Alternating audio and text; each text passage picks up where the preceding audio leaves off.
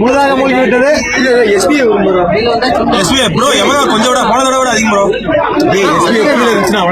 இது இப்பொழுது நீங்கள் பார்த்துக் கொண்டிருப்பது காசி தியேட்டர் பிரிட்ஜ்.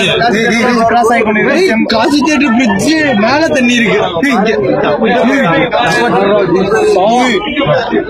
இவ்வளவு தண்ணி சென்று கொண்டிருக்கும் பொழுது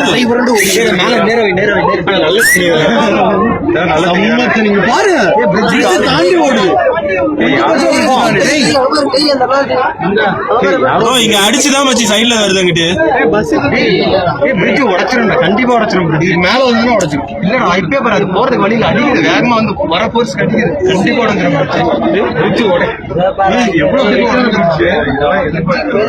நீங்க பாத்தீங்கன்னா கிரவுண்ட் ஃப்ளோர் ஏதோ ஒரு காலி ஆயிருச்சு.